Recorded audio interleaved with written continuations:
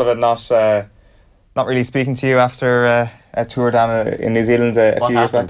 Do you want to explain to us all who didn't actually catch the roadshow? Eddie didn't really.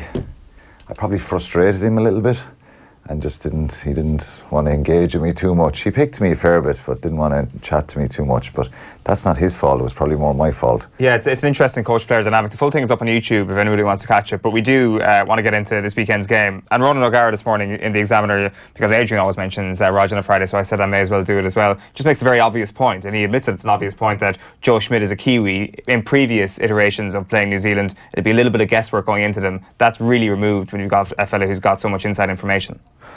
Yeah, look, I think you don't have to be a rocket scientist to figure out what the All Blacks do and their culture, and particularly if you're someone who's played against them or been involved. And a lot of the Irish guys, like Ron, would have played 13 times against New Zealand, so he knows them inside out. He's coaching there now as well.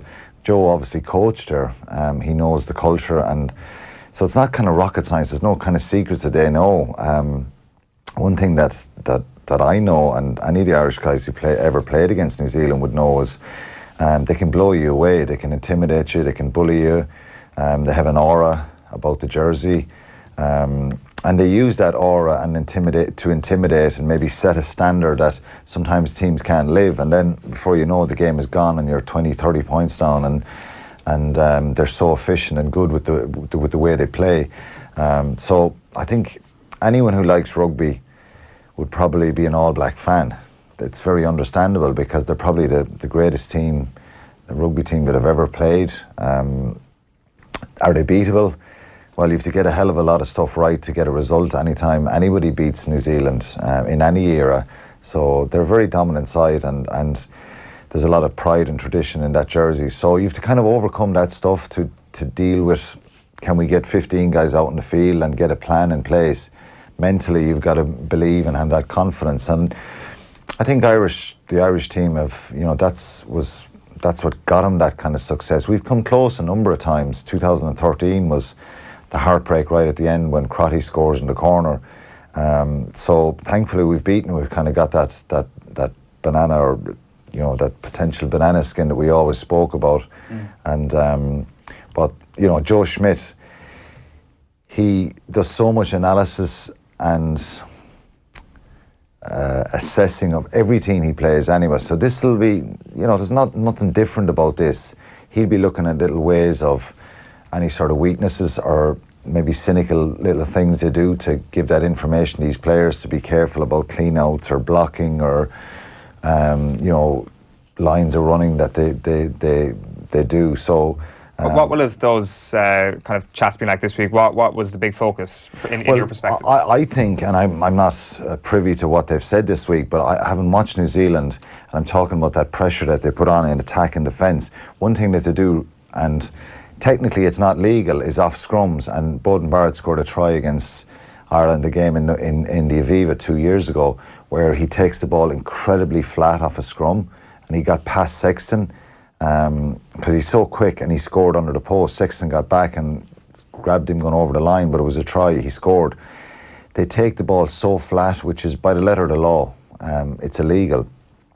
Neither team, attack or defence, are supposed to advance until the ball is passed out of the scrum. You're supposed to be 5 yards back either side of the scrum. And he's level with the player. When he takes the pass, he's flat. And he's so quick, and they score a lot of tries from first phase off scrums. They've scored 14 tries this year off first phase off scrums. So if you can imagine someone like Beauden Barrett going full tilt, and you're 10 yards apart, he's now, after taking 5 of those, going full tilt. You're maybe at a standing start. Well, then it's hard to adjust your feet because he's so deceptive. Huge. Your reaction time. You've got to try and meet him in the middle. Do you think referees are afraid to confront it because the New Zealand? No, I think a lot of teams are trying to do it. Australia trying to do it, and everyone tries to take it flat and gain that little bit of advantage. The problem I have, Johnny, is referees are pinging the opposition for meeting them and going early and meeting them halfway, which I think is unfair. So for Ireland tomorrow to stop that and stop them getting over the gain line really, really early and quickly, they've got to meet him halfway. But surely Wayne Barnes notices that, no? Well, that's something that I think Joe Schmidt will have picked up on and have those conversations. The other one is the line-out. So similar concept. You're back 10 yards. The line-out is here. You're back 10 yards each team. Beauden Barrett is not supposed to advance until the ball is passed or the line-out is over. Now, there's 5 ways the line-out can be over. It's taken down, driven a yard, it's over. Where the backs can advance. It's taken off the top, so the line-out is over. It moves into the 5-yard channel in a maul, the line-out's over. Over the 15, it's over. Or an overthrow. So there are 5 ways that the line-out is complete. Then you can advance forward and attack and defence. But again, Barrett is right on that flat line. Now, Sonny Bill Williams doesn't play tomorrow, but he runs that little pocket 12, and he's so hard to stop. But Crotty is more of a footballing 12, but he just still runs good lines. But Barrett himself is he's an incredible runner with the ball, but a lot of his attack is so flat that a defender is standing there and they're looking inwards for a second, and next minute, boom, your man has gone through a gap. He's so flat. So Ireland have to be very careful with that. If you stop him on the gain line or before the gain line, even better. But if they get over your gain line, that's when they're lethal, and the game opens up, the ruck is quick. Aaron Smith's delivery is brilliant. So I think there are 2 key areas. Off scrum, that Ireland can meet that attack on our gain line or even behind New Zealand's, and don't get pinged for it by Wayne Barnes, because you're asking me that, Johnny, about that. And the same in the line-out. So Dan Levy off the tail of the line-out. So does he have to stay inside the 15, and Barrett is up here and it's impossible to get across to him? Then he's, they're kind of 2 key areas. But they're very good. Like for me, saying New Zealand are cynical, coming from me, the way I played the game, not consciously trying to go out and give away penalties, but it's just the nature of the way I played, being really competitive. They have a lot of guys, and it seems to be a standard for them that they have to compete for everything, 110%, everywhere. They give away a lot of penalties in their own 22. And one of the things that they do, and it came, like there was a glaringly obvious yellow card for Kieran Reid in 2016 under the post. Ireland had a scrum after 20 minutes. I think the score was 7, it could have been 14-3. They'd scored 2 early tries with Fekitoa and Barrett. And we had a scrum under the post, driving them back. Their scrum just split up, and Kieran Reid just ran around the back of the scrum. And Jamie Heaslip, he was trying to pick the ball from Jamie Heaslip's feet. So Jakob Piper had already given the penalty. So he made a conscious decision, well, it's a penalty anyway, I'm just going to go and give another penalty. It should have been a yellow Because if card. he allowed that scrum to continue, it was probably going to be a try. So he ran around, and it was just a penalty, and he wasn't yellow carded. Now, there was 3 or 4 incidents in that game. It was a shocking refereeing day. Well, Jakob Piper was the referee, and I don't blame New Zealand, because they pushed the law to the limits, which I did as a player at times. And they were physical, they were beaten in Chicago. They didn't want it to happen again. So they were quite angry after the game, Steve Hansen was, when he was asked a few times about were players dirty, were they cynical, and he got frustrated and angry about that. And he's got to try and defend these players. So it's not as if you pushed the boundaries a little bit, but I think that's why Wayne Barnes has to be strong tomorrow. So the penalty situation, so Kieran Reid decided then, well, there's already a penalty advantage coming, so I'm just going to kill it again. What would you do? If you knew that you were going to get away with that, of course you're going to do that. And if you watch New Zealand, if you have a penalty in the 22 and they give away a penalty and they know it's an advantage, and a team plays over back, they will potentially give away a penalty in the next ruck, the next ruck, the next ruck. The end justifies the means. Yeah, so, and they'll back up that with 3 penalties. So they're saying there's a penalty coming. We're not now going to let the team play and try and score. We're just going to be illegal in every breakdown and stop them and come up offside, because the referee just runs back then and said no advantage, penalty in the corner, from where the first one came from. But I think that's where he needs to be strong and say, well, and because Ireland's discipline is really good and their penalty count is quite low. Now, New Zealand's penalty count was very low last week against England. I think it was only 4 or 5. But I think if you get them into 22, they have this policy of, well, we'll give away the penalty, you can kick a shot at goal, it's only 3 points. We're going to go down the field, anyone score tries. So, do you believe the referee will be strong enough to ensure that those 3 points might not turn into, or they should turn into 7 when they should turn into 7? Well, if they don't turn into 7, they should turn into a yellow card if there's a repeat infringement, and if they're offside or if they do something like that. Now, how do you police that yourself if you're an Irish player. It's very hard because Ireland's players, and it's a big emphasis on their success, is being really disciplined. And maybe it's a good tactic and a good ploy to maybe say, well, there's a penalty here anyway. We're not going to let you play now and try and score in the other corner or make a line break. Go back and take your penalty. You're not getting any more here from us. Yeah. So it's very interesting stuff. Like, it's going to be one. I hope we're not talking about it too much in the aftermath of the game. But look, they're a super side on. Yeah. They're very dangerous and they're great players. And I fear that we're undercooked a little bit. We've won performance. I know Argentina last week, and I kind of said this, that it was possibly a good thing that we played poorly. You know, this week's going to be different. But they have 11 test matches played this year. They have 3 against France, 6 in the Rugby Championship. They played Japan and England.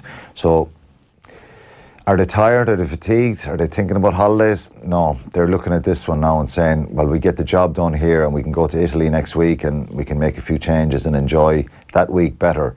They certainly will not want to lose to Ireland. So that will make them angry. Are we good enough to cope with that? Yes, we have a number of world-class players in our team now who are mentally strong. They have that winning mentality. I just think to turn it on as quickly as we probably will need to tomorrow might be a step too far for us. Are we capable of winning the game? Absolutely. We need to pull something out of the bag that stretches them. Is that going to be in the kicking game, I wonder? Can we target Damien McKenzie? We can target all of their players with a kicking game. I think our kicking game has been one of our strengths. New Zealand kick a lot as well. Like Hansen's quotes yesterday saying when Ireland get frustrated, they just kick it up into the air. There's a perception that New Zealand don't kick. Like, I looked at some of their stats. They're up in mid-30s. I think they kicked mid-30s, mid to late 30s last week. You know, Ireland kicked 19 times last week.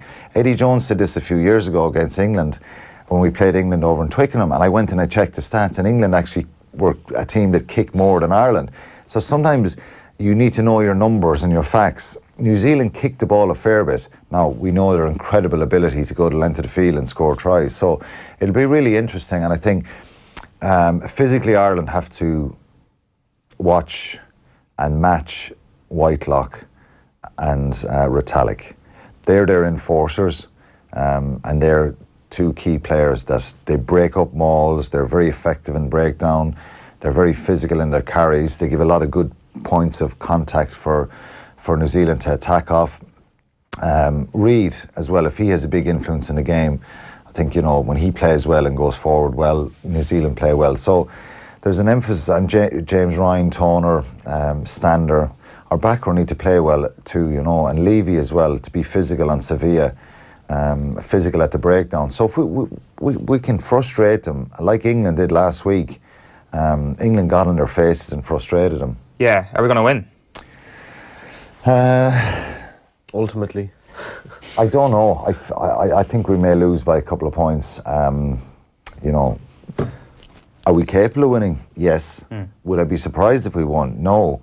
But I just think that maybe they're going to be a bit better organised than us, and they might be that little bit good. Their execution is superb at times, and in saying that, they haven't hit their straps yet. They've shown vulnerabilities, and one thing that Rod said, I just had him on there, and I spoke to him about this a few times during the week, is you need to have patience with New Zealand. If you think you're going to score really quickly against them, you need to build patiently at times, and then if you have the ball for a long time, they're not used to teams having a huge amount of possession against them.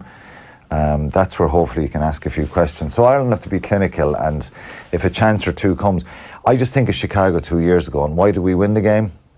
Because we were ambitious. Yeah, ballsy that day. Like, I remember a scrum in the second half, Robbie Henshaw's try.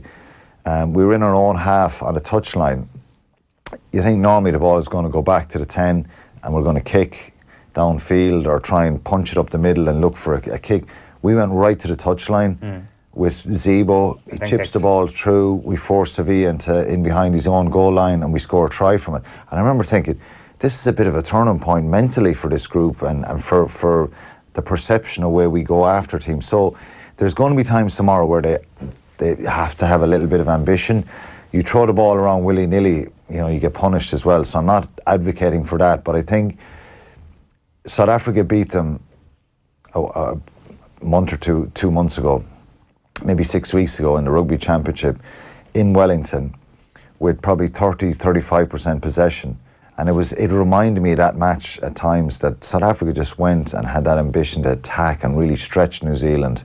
And they looked a bit shell-shocked by it, and they looked a bit porous defensively at times. So you have to get a lot of stuff right. I think there'll be a cracking game. I think there'll be a great intensity to it.